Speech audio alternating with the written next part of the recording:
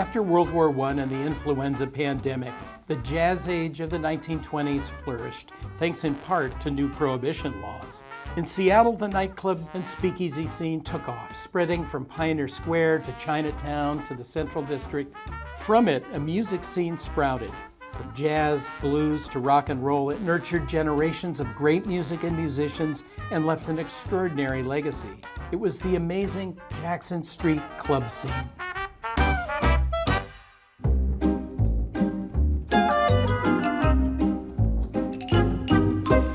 Seattle was a very segregated city back then. By day, the social norms of the white majority and their red lines were steadfast. Racist covenants spread through neighborhoods. The local KKK rallied. But there was semi-clandestine relief from those pressures as races mixed exuberantly in after-hours clubs that featured black musicians, clubs like the legendary Alhambra, later more famous as the Black and Tan at 12th and Jackson. This crossroads, jazz historian Paul DeBarros has written, was the epicenter of the scene that stretched from the late teens to the 1960s. In clubs, dance halls, cabarets, gambling dens, and speakeasies, he has written, Seattle rocked with wine, women, whoopee, and jazz.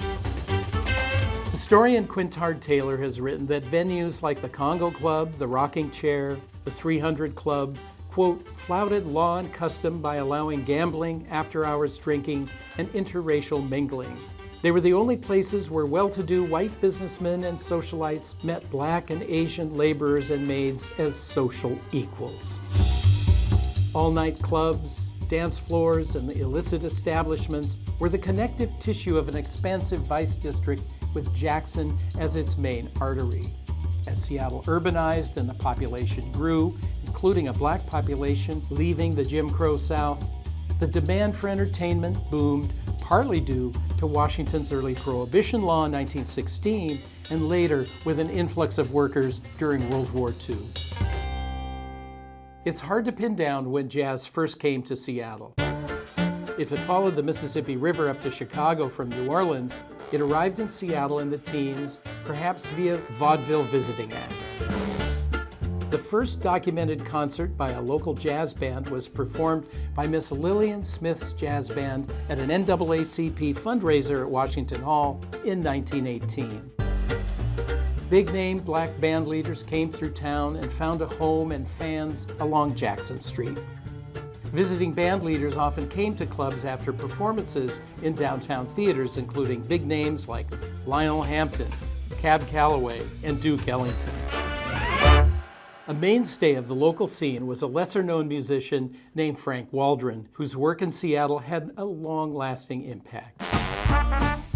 Waldron played trumpet and saxophone in a number of bands, including the WhangDoodle Orchestra, which played popular music at many venues in the region.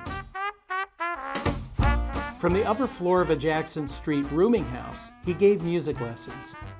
His students included Quincy Jones and Buddy Catlett, who played bass for Louis Armstrong and Count Basie.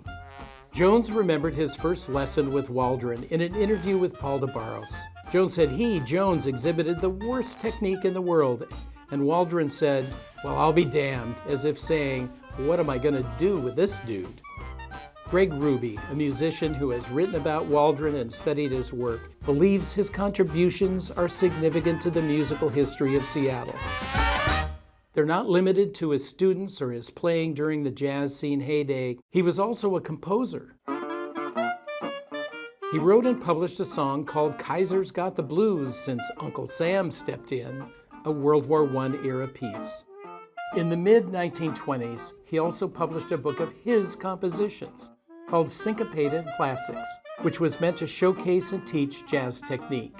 Ruby points out that despite Seattle's lively Jackson Street scene, almost none of the music was recorded.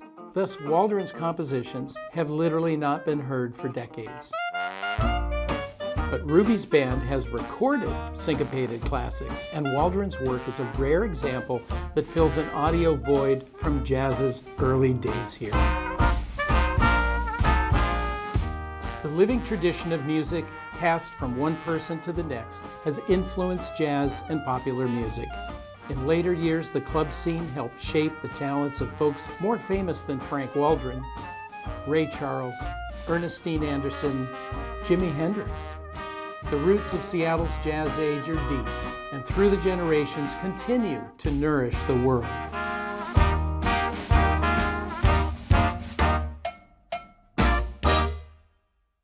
Hear more about this episode on the Mossback podcast. Just search Mossback wherever you listen. Mossback's Northwest is made possible by the generous support of Port of Seattle.